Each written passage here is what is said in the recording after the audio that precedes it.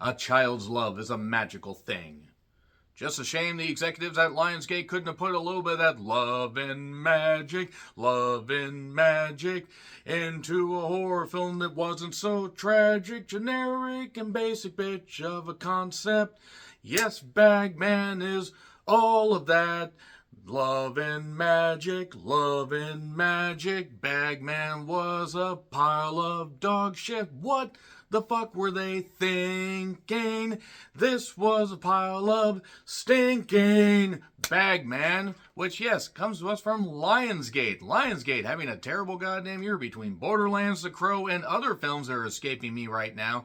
Lionsgate is quickly becoming as bad as Blumhouse, or Blumhouse, however you want to say. It was directed by Cole McCarthy, who has done various television programs throughout his career, and The Girl with All the Gifts, a film I heard some pretty good things about, and I need to check it out at some point. So this is also written by John Holm, or Hume, or however you say it. I don't really care, no offense against the guy. This stars Sam Claflin, who played Finn Wittrock in The Hunger Games. If you remember him, you remember when he was in a good franchise and was in good movies. He plays Patrick McKee. And he has his wife, Karina McKee. Me, oh my. People coming together and taking on one name. What marital bliss will we see next? Maybe we'll see marital bliss between two characters that actually seem like they were born in the same time period and on the same planet. Because none of these characters seem to have understood how to interact with each other on any reasonable level. Antonia Thomas plays Karina, and she was in The Good Doctor.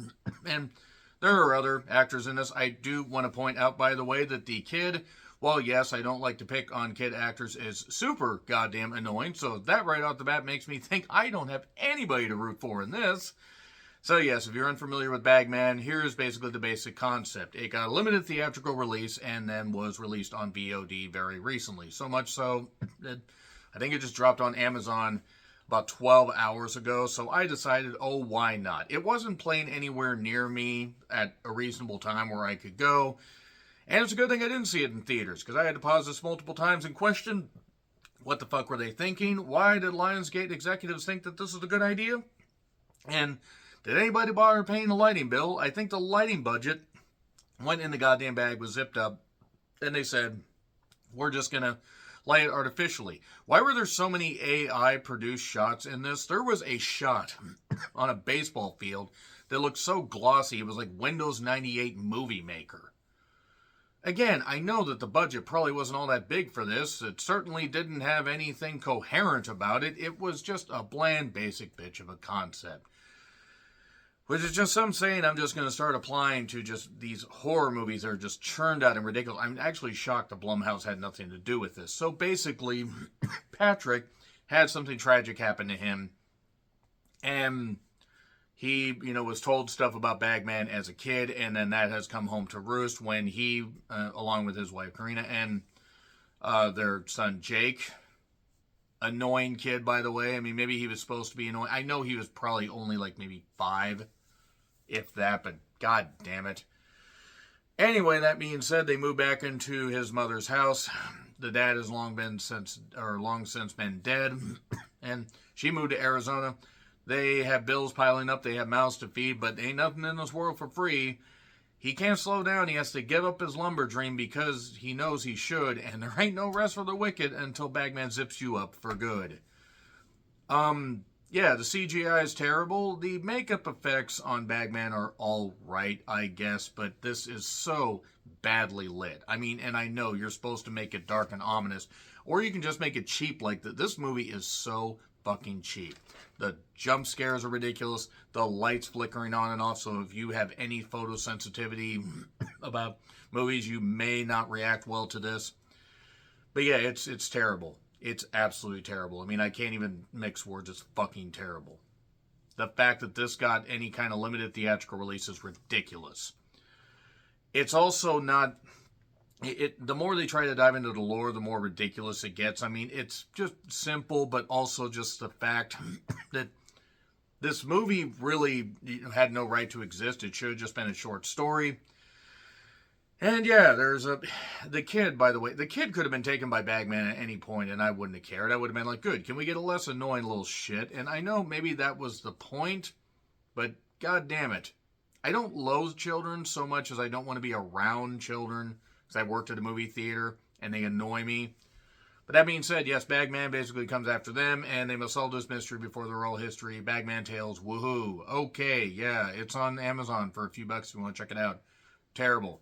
Cinematography isn't even all that great, and I'm sure that there's talent behind the camera and in front of the camera, but man, this was shit. This was really, really shit with a super annoying kid, a stupid ending, basically just stupid all around. 3, 2, 1, and spoilers. So, we have a guy that's basically trapped, by Bagman, or paralyzed by Bagman, and he steals this kid on his football field. I recognize the child. I think Frankie is their name. You could check that out. Maybe I'm thinking of a character name, but check out the IMDb page, because I believe they were in a few big projects recently. So, yes, there's stuff between Patrick and Liam, who are two brothers. We get some flashbacks about what happened with them. This stuff about, Bagman targeting them. Patrick loved to wood whittle, and he actually made an owl. Mr. Owl, how many carvings does it take to get to the center of a Tootsie Pop? Let's find out. 1, 2, ooh, I lost my thumb. We deserve to lose his thumbs in a card game as far as I'm concerned. So, yes, basically Patrick is trying to figure out what's going on. They live right next to the woods. Jake wanders off at one point because the parents are neglectful, and also Jake is a fucking idiot. I know he's a kid. He's a very small kid. But seriously, if you were going to wander off into the goddamn woods like that, you deserve to get freaking zipped up by Bagman. He sees a doll, a very stupid doll. Normally dolls can creep me out. This one's like, really? That's the best you could come up with? And he played a flute. A very annoying flute. A very annoying wooden flute. Where I'm like, okay, Bagman, you can take him and whoever designed that flute at any time. But wood carvings, obviously, it is something that means something to Jake. And also, at one point, Jake breaks this knife and throws it away. He breaks this knife that belonged to his dad. And, yeah, Dolly just keeps showing up. The parents keep being neglectful. This just will not end, is what I'm noting. And we get flashbacks with the dad. The dad is so Irish, I half expect him to be scooping up a bunch of 4-leaf clovers. Stick it up your craw. I mean, I imagine the guy's actually Irish, but just the heaping, stereotypical Irish, way of talking here. It almost felt offensive. But it's a good kids he wants. And also there's this character, Auntie Anna, that decides to take the kid. We're about 50 minutes into the goddamn movie and says, you guys need a break. So you go into this room at this Hyatt hotel that I paid for. Don't worry, she has endless amounts of money apparently. Oh, yes, and also there was this little backstory from this therapist named Barbara, who they are not coming to get to, because I don't know who would want to come and get this Barbara. They'd want to say, you go elsewhere. But, yes, it turns out that it could be past trauma. It could just be trauma that Patrick is pushing off on somebody else. This is kind of like Imaginary, if Imaginary was made even dumber. Because Imaginary, you could laugh at a few things. I don't know if this is worse than Imaginary, but it's lazier than Imaginary. And, yeah, he has flashbacks with his dad, or has flashbacks about his dad, rather. A child's love, is, a magical thing. And you keep this close to you, and it turned out actually to be the knife that he broke. So now Bagman can come after him, because if you escape him long enough, he'll rot away. And if you have this object close to you that you put all this love into, he can't get you. That sounds like a really, really stupid villain. I mean, really? Just a little bit of love in an object and you can keep him away? Just throw a dildo at him. I mean, maybe not as a child, but I guess a mother could do that. Especially if, the husband isn't doing a very good job taking care of her. I don't know why I went off on this tangent. Let's move on. Anna gets attacked, and Jake gets taken, or an attempt to be taken, I guess. Anna's briefly paralyzed. She has like a mark on her face and stuff like that, and can't talk, but then can talk within the next scene or two. Bagman is a terrible villain. This is one of the worst goddamn villains. So, the police are doing investigations. Oh, we've had other kids go missing and stuff like that, but that is completely glossed over. I mean, they stretched this motherfucker out, yet somehow simultaneously rush so many scenes. It's baffling.